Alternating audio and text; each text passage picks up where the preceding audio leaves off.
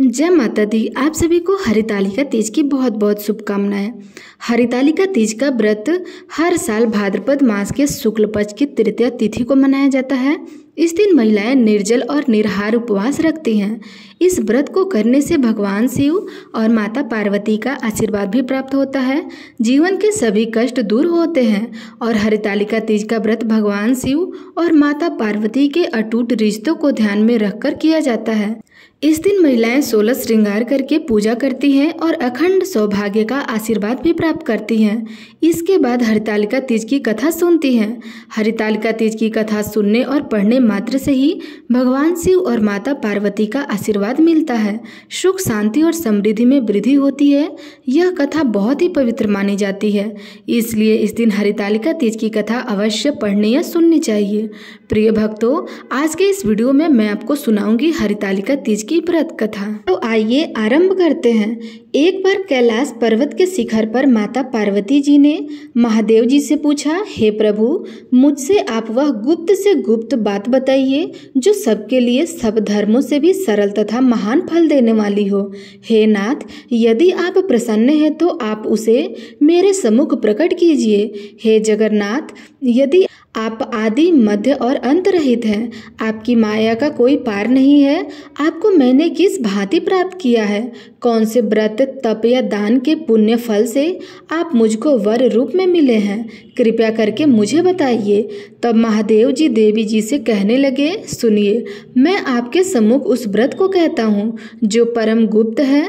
जैसे तारागणों में चंद्रमा और ग्रहों से सूर्य, वर्णों में ब्राह्मण और देवताओं में गंगा, पुराणों में महाभारत, वेदों में साम और इंद्रियों में मन श्रेष्ठ है, वैसे ही पुराण और वेद सब में इसका वर्णन किया गया है, जिसके प्रभाव से तुमको मेरा आधा आसन प्राप्त हुआ है।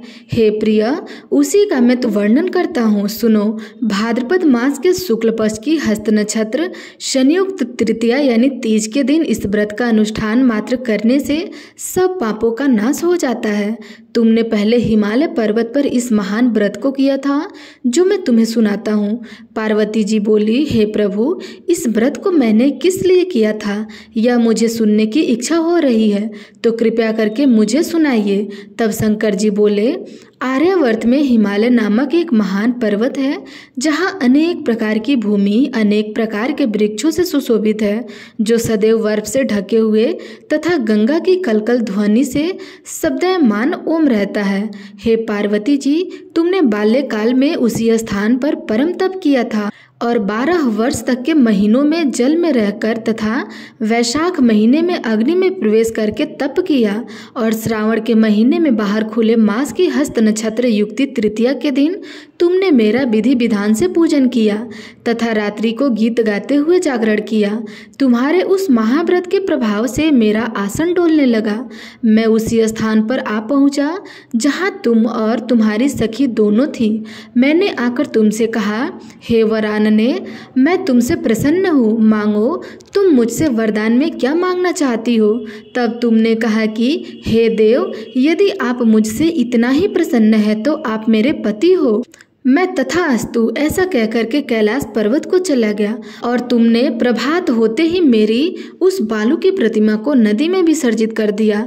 हे शुभे, तुमने वहां अपनी सखी सहित व्रत का पारण किया। इतने में तुम्हारे पिता हिमवान भी तुम्हें ढूंढते ढूंढते उसी घने वन में आ पहुंचे।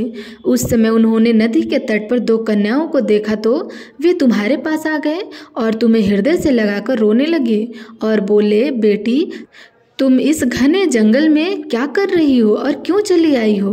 तब तुमने कहा, हे पिताजी, मैंने पहले ही अपना शरीर शंकर जी को समर्पित कर दिया था, लेकिन आपने इसके विपरीत कार्य किया, इसलिए मैं वन को चली आई। ऐसा सुनकर हिमवान ने तुमसे कहा कि मैं तुम्हारी इच्छा के विरुद्ध यह कार्य नहीं करूँगा। तब वे तुम्हें लेकर घर और वापस लौट आए और तुम्हारा विवाह मेरे साथ कर दिया गया। हे प्रिय, उसी व्रत के प्रभाव से तुमको आधा अंग प्राप्त हुआ है। इस व्रतराज को मैंने भी अभी तक किसी के सम्मुख वर्णन नहीं किया है। हे देवी, अब मैं तुम्हें यह बताता हूँ कि इस व्रत का यह नाम क्यों पड़ा। तुमको सखी हरण करने ले गई थी, इसलिए हरितालिका नाम पड़ा। पार्वती जी बोली, हे स्वामी, आपने इस व्रतराज का नाम तो बता दिया, लेकिन मुझे इसकी विधि और फल भी बताइए कि इसके करने से किस फल की प्राप्ति होती है। तब भगवान शंकर जी बोले, इस स्त्री जाति के अति उत्तम व्रत की विधि सुनिए। सौभाग्य की इच्छा रखने वाली स्त्रियां इस व्रत को विधि पूर्वक करें। केले के खंभे से मंडप बनाकर उसे वंदन वारों से सुशोभित करें। इसमें विविध रंगों से उत्तम रेशमी वस्त्र की चांदनी ऊपर तान दें। चंदन आदि सुगंधित द्रव्यों को लेपन करके स्त्रियां एकत्र हो जाएं और शंख, भेरी, मृदंग आदि बजाएं। विधि पूर्वक मंगलाचार्य करके श्री गौरी शंकर की बालू निर्मित प्रतिमा स्थापित करें। फिर भगवान शिव, पार्वती जी का गंध, धूप, पुष्प आदि से विधि पूर्वक पूजन करें और अनेकों नवेदा का भोग लगाएं और रात के समय जागरण करें। जैसे नारियल, सुपारी, ज्वारी, नींबू, लौंग, अनार, नारंगी आदि ऋतु फलों तथा फूलों को एकत्रित करके धूप, दीप आदि से पूजन करके कहे, हे कल्याण स्वरूप शिव, हे मंगल रूप शिव, हे मंगल रूप महेश्वरी, हे शिवे, सब कामनाओं को देने वाली देवी, कल्याण रूप तुम्हें नमस्कार है। कल्याण स्वरूप माता पार्वती, हम तुम्हें नमस्कार करते हैं। भगवान शंकर जी को सदैव नमस्कार करते हैं। हे ब्रह्मरूपिणी, जगत का पालन करने वाली माँ, आपको नमस्कार है। हे सिंहवाहिनी, मैं संसार की भय से व्याकुल हूँ, आप मेरी रक्षा करो। हे महेश्वरी, मैंने इसी अभिलाषा से आपका पूजन किया है। हे पार्वती माता, आप मेरे ऊपर प्रसन्न होकर मुझे सुख और सौभाग्य प्रदान कीजिए। इस प्रकार के शब्दों द्वारा उमा सहित शंकर जी का पूजन करें और विधि पूर्वक कथा सुनकर गौ, वस्त्र, आभूषण आदि ब्राह्मणों को दान करें। इस प्रकार से व्रत करने वाले के सब पाप नष्ट हो जाते हैं। तो प्रेम से बोलिए शंकर भगवान की जय, माता गौरी की जय।